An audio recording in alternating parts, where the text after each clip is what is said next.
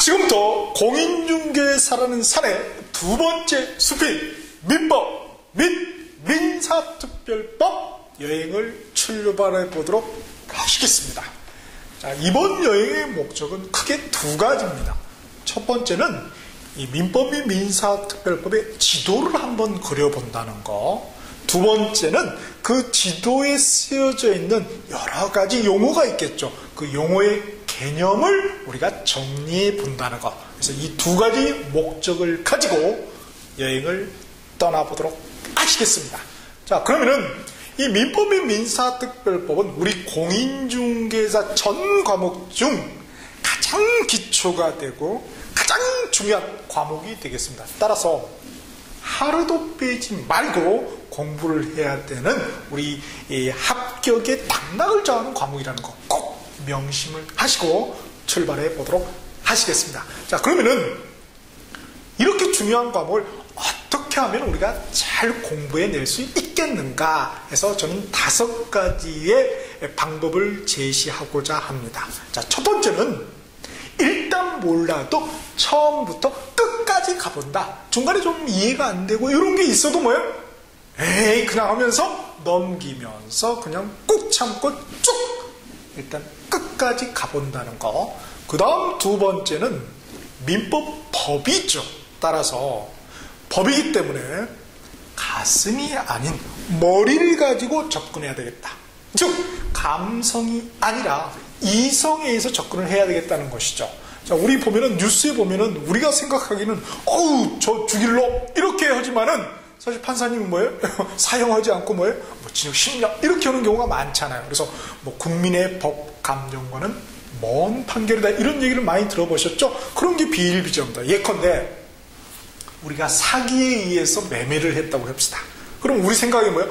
야, 저 나쁜 놈 이거 무효야 이런 생각을 하기가 쉽죠. 그렇지만은 이성은 뭐예요? 우리 법은 유효라고 이렇게 정의를 하고 있습니다. 그래서 두 번째는 우리가 머리로 접근을 해야 되겠다.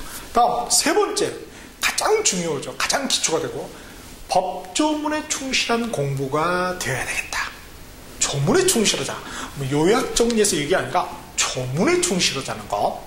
그 다음 네 번째는 이 조문을 잘 해석해 놓은 판사님의 판결의 예가 있겠죠. 줄여서 판례. 그래서 가장 우리 기출이 되는 중요한 판례하고 그 다음에 최신 판례 요걸 정리하자는 거. 자, 그런데 우리 수험생 관점에서는 말이죠. 이게 어렵죠. 조문에 충실하게 공부하자 판례에서 공부하자. 그죠? 그럴듯하죠. 그러나 이게 실질적으로 어렵다는 거예요. 그러면은 그 대안이 뭐냐? 바로 그게 기출문제입니다. 그래서 이 기출문제를 꼼꼼하게 우리가 풀어볼 필요가 있습니다. 자, 꼼꼼하게 풀어본다는 건 두 가지죠. 첫 번째는 뭐예요? 요 보기, 요 문제는 민법이 몇 조에 대해서 묻고 있는가? 그 조문을 한번 뒤져봐야 되겠고, 또 혹시 판례가 있다면 관련 판례가 무엇인가? 그걸 우리가 정리를 해야 되겠다는 것이죠. 자, 그래서 민법을 공부하는 5가지 방법 다시 한번 말씀드리면, 첫 번째, 일단 몰라도 처음부터 끝까지 가보자. 두 번째, 가슴이 아닌 머리로 이성으로 접근하자. 세 번째, 법 조문에 충실하자. 네 번째, 판례를 꼭 한번 보자.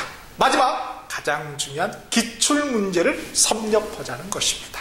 자, 그러면은 우리가 이 민법 및 민사특별법을 왜 배울까요? 그 목적은 결국은 우리는 뭐예요? 우리 고객들 간의 부동산 거래를 제대로 중개하기 위해서 배우는 것이죠.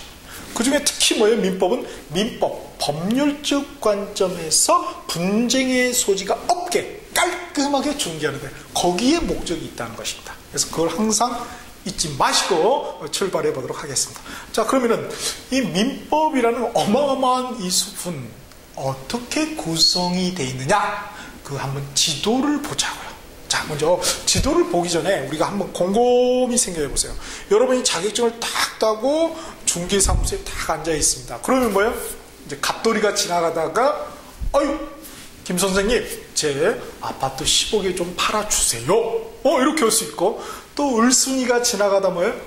김 선생님, 제 아파트 제가 살 좀 아파트가 좀 작아서 그러는데 좀 큰 평수 아파트 주변에 있는지 좀 알아봐 주세요. 이렇게 할 수가 있잖아요. 그러면 뭐예요?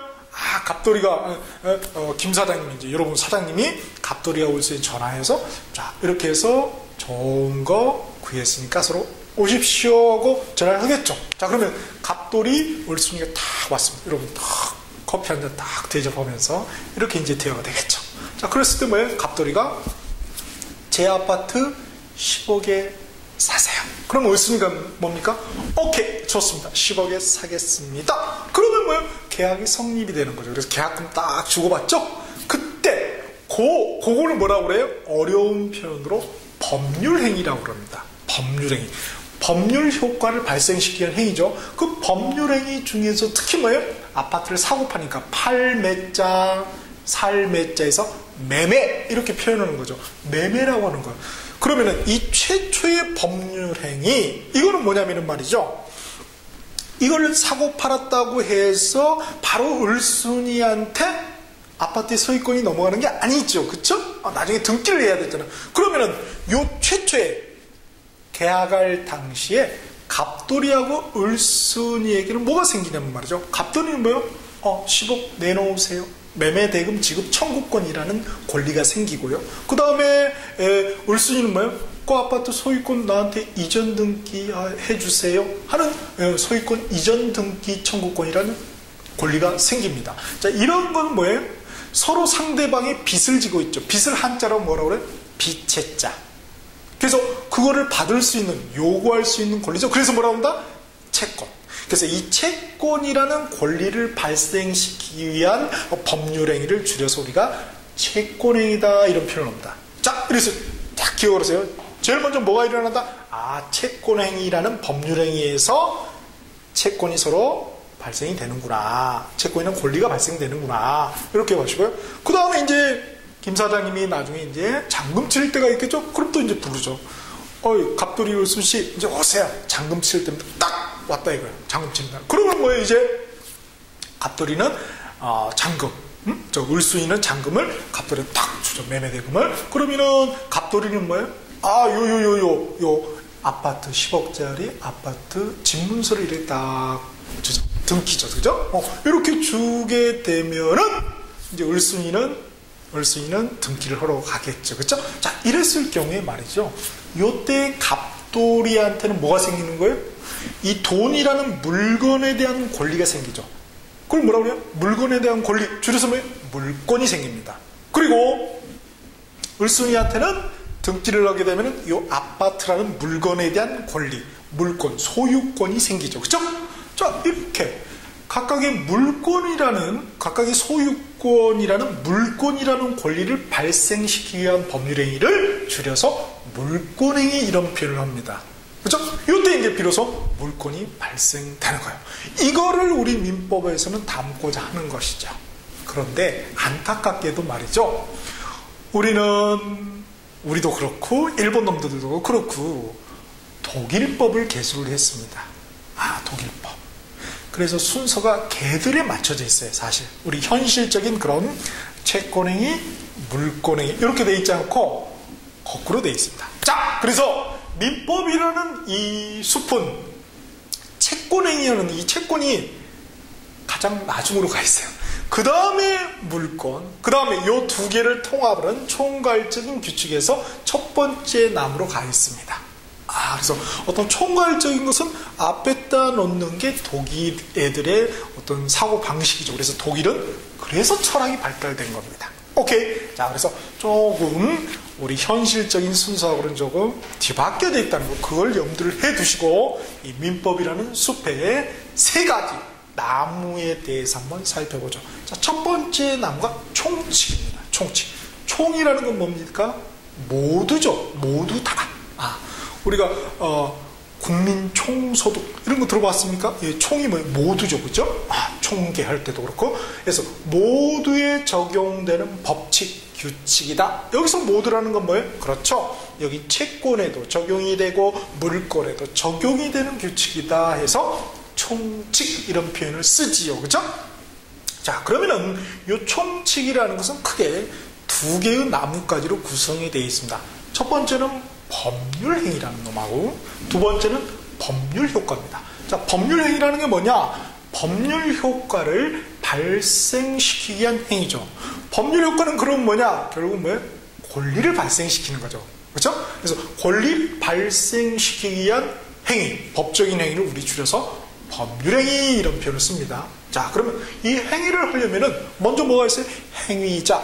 이 법률행위라는 일사자, 일에 해당되는 사람이 있겠죠. 사람 자자. 그래서 뭐예요? 당사자. 이 갑돌이, 을순이가 뭐가 되는 거예요? 그렇죠. 그 당사자가 되는 것입니다. 그렇죠? 옆에 지나가는 놈은 제3자가 되는 거죠. 병은. 그 다음에 여기에 목적. 이제 목적은 내용이라고 하는데요. 목적이 뭡니까? 하나는 아파트 소유권, 하나는 매매대금 소유권이죠. 그렇죠? 요게 목적이 되는 거죠. 이 법률행위에. 다음 의사 표시. 의사라는 것은 생각이고 표시라는 것은 그 생각 안에 있는 생각을 갖다가 겉표자, 보일시자, 겉으로 보이게 하는 거죠. 그래서 의사 표시는 의사하고 표시라는 게 짬뽕된 말입니다. 그래서 갑돌이가 뭐예요? 나 이거 10억에 팔아야지 이런 의사죠. 그리고 을순이한테 뭐예요? 10억에 사시오! 겉으로 표현한 거, 말을 뱉은 거죠. 이게 의사 표시예요. 또 을순이 입장에서도 뭐예요? 저거 내가 저 아파트 내가 사야지, 10억에 사야지. 그러고 10억에 파시오! 이렇게 한 게 뭐예요? 내가 10억에 사겠어! 이렇게 한 게 뭐예요? 그게 의사 표시죠. 그쵸? 그런데 갑돌이 을순이가 바쁠 수가 있겠죠. 그래서 갑이 갑다시, 을이 을순이가 을다시 내세울 수가 있잖아요. 이게 뭐가 되는 거예요? 그렇죠. 시다발이. 잘 아시네요. 그렇죠? 또 시다발이 하면 왠지 좀 법에서는 뽀대가 안 나. 그러니까 뭐라고 그래요? 대리 이럽니다. 대리. 난 대리 들어본 게 회사에서 김대리, 박대리, 홍대리밖에 안 그렇게 생각하시면 안 돼요. 대리는 대신해서 일을 처리한다 이거죠. 그렇죠? 그래서 대리가 있는 거예요. 그리고 갑돌이가 팔 때 말이죠. 을순이한테 너무 경기가 좋아. 그래서 뭐예요? 양도소득세 당신이 을순이 당신이 물어주면 내가 팔지. 이렇게 조건을 꼭 거는 경우가 있지. 그렇죠? 또 을순이 입장에서 뭐예요? 요새 불경기인데 말이야, 부동산 경기가 취득세, 등록세, 그죠? 지금 이제 취득세죠. 통합해서. 취득세 내주면 내가 사지 뭐 10억. 이렇게, 그죠? 이렇게 조건을 다는 경우가 있어요. 조건을 부착했다. 그래서 붙었다는 거죠? 그런 약관, 어떤 조건이죠. 그런 걸 갖다 우리가 법률행위의 부관이다. 이런 표현을 씁니다. 그죠? 자, 그래서 총칙은 이렇게 크게 법률행위, 법률효과, 이렇게 두 개의 나뭇가지로 구성이 되어 있습니다. 제가 공부할 때 어떻게 해야 된다고 그랬어요? 샤우팅을 해야 된다고 그랬죠. 지금 샤우팅하고 계신가요? 이제 하시네. 그렇게 하셔야 돼요. 법률이, 법률효과 이렇게 말을 하셔야 됩니다. 자, 그러면은 두 번째 나무가 물권인데요. 일단 물권이라서 물건에 대한 권리죠. 물건에 대한 권리요. 쉽네. 그럼 물건을 갖다가 말이죠. 사실상 지배하는 사람이 있고 법률상 지배하는 사람이 있겠죠. 그렇죠? 예컨대 우리 아파트가 있어요. 아파트. 내가 아파트를 제주도에 가지고 있어요. 그러면 나는 근데 제주도에 있는 사람한테 내가 임대를 해줬어요. 그렇죠? 그러면 실질적으로 사실적으로 딱 눈에 봤을 때 사실적으로 지배하는 사람은 누굽니까? 제주도에 사는 사람입니까? 서울에 있는 남입니까? 제주도에 있는 사람이죠. 요 양반은 뭐가 있다는 거예요? 사실상 지배권이 점유권이 있다 이런 표현을 씁니다. 점유를 하고 있으니까. 그렇죠? 그에 반해서 나는 뭐예요? 서울에 있는 나는 점유를 하고 있지 않잖아요. 그렇죠? 그러나 법률적으로는 내 거죠. 내 거. 법률적으로 내 거다. 내 거 권리가 뭡니까? 내가 소유하고 있다. 소유권. 그래서 크게 물건에 대한 권리는 점유권하고 사실상 지배권인 점유권하고 법률상 지배권인 소유권으로 양분이 되어 있습니다. 오케이? 물론 같을 수도 있겠죠. 그 사람이. 자, 그런데 이 소유권이라는 것은 물건을 말이죠. 사용할 수 있고 수익할 수 있고 처분할 수 있는 권리입니다. 그런데 사용 수익을 내가 딴 놈한테 이렇게 줄 수도 있겠죠. 그런 권리, 그런 토지를 이렇게 해주면은 토지에 대한 사용 수익권을 딴 놈한테 하면은 재산권, 지역권이라는 것이 있고요. 이제 구체적인 건 우리가 나중에 볼 거예요. 그 다음에 토지뿐만 아니라 건물까지 이렇게 사용 수익을 할 수 있는 그런 권리가 전세권이라는 게 있습니다. 오케이? 자, 그래서 이런 거를 갖다가 우리가 소유권이 사용 수익이죠? 사용의 용자, 수익의 익자. 그러면 용익이 되겠죠. 용익 물권이 되는 것입니다. 요 세 놈이. 그 다음에 이제 소유권의 마지막이 처분이죠. 그죠? 그래서 처분할 수 있는 권리. 처분해버려. 내가 주인이 아닌데도. 그쵸? 왜? 내가 받을 게 있으니까. 그죠? 받을 거. 빚진 놈한테 받을 게 뭐라? 채권이라고 그러죠? 채권이 있어. 안 주네? 그럼 뭐야? 처분해버린다는 말은 뭐냐면요. 경매 때려버린다 이거예요. 경매를. 그래서 그게 유치권, 질권, 저당권이 그런 경매권이 있습니다. 그래서 요거를 갖다 뭐라 그래요? 채권을 담보하는 물건이다. 그래서 우리가 담보물권 이런 표현을 씁니다. 자, 이렇게. 그러나 이 물권에도 말이죠. 총칙이라는 게 있어요. 이게 뭐 다르지? 요거는 뭐예요? 물권에만 통하는 총괄적인 규칙이죠. 요거는 뭐예요? 이 총칙은 민법 다 통하는 총괄적인 규칙이고 좀 다릅니다. 그 다음에 우리 첫 번째가 뭐였죠? 채권이었죠. 그죠? 채권. 자, 그래서 채권이라는 것은 크게 두 개의 나뭇가지로 구성이 되어 있습니다. 자, 채권도 채권에만 통하는 총괄적인 규칙이 있겠죠? 그리고 채권을 발생시키는 게 여러 가지가 있겠지만 그 중에 대표적인 게 계약이에요. 계약. 맺을 계자, 약속을 맺는 거죠. 이 계약이라는 거, 계약도 하나의 법률행위입니다. 그렇죠? 자, 이 계약인데 계약 중에서 우리가 중개하는 대표적인 계약이 뭐다? 매매 계약, 교환 계약, 임대차 계약. 그래서 우리는 요거 세 가지만 딱 배우는 거야. 너무 쉽죠, 그렇죠? 자, 이렇게 해서 우리가 민법이라는 커다란 두 번째 숲의 나무 세 개를 한번 살펴보았습니다. 자, 그러면은 민법에서는 우리가 무엇을 배우냐 말이죠? 딱 세 개입니다. 세 개. 첫 번째가 뭐예요? 법률 행위. 두 번째가 법률 효과. 세 번째가 법률 관계입니다. 이 세 놈을 배우는 거예요. 그래서 민법의 모든 조문은 이 세 개를 얘기하고 있는 겁니까? 얘기를 하고 있는 거죠. 어떤 법률 행위를 했을 때 어떤 법률 효과가 생기고 또 당사자가 그리고 제3자에는 어떤 법률 관계가 생긴지 그 얘기를 하고 있는 거죠. 민법의 조문은 그런 거에 대한 스토리이다 이렇게 보시면 됩니다. 그래서 조문상에 어떤 법률행위고 어떤 법률 효과고 어떤 법률 관계인지를 해석을 하는 것, 그게 민법의 포인트가 되는 것이죠. 그렇죠? 똑같네 뭐하고 우리 개념은 다 알고 있다는 거예요. 감기약을 먹었어요. 그렇죠? 감기약을 먹었어. 감기약을 먹는 행위를 했을 때 어떤 효과가 생기느냐? 감기가 나았다. 아니면 뭐예요? 나았다가 다시 재발한다. 그랬을 때 법률관계 뭐예요? 유치원에 보내면 안 되죠. 올무니까. 그죠? 우리 애. 그리고 그런 기본적인 개념은 똑같다는 거예요. 그래서 법률 행위, 그렇죠? 법률 효과를 발생시키기 위한 행위, 법률 행위, 그리고 법률 효과. 법률 효과는 우리가 권리 변동이라고도 하죠. 그래서 권리의 발생, 변경, 소멸을 말합니다.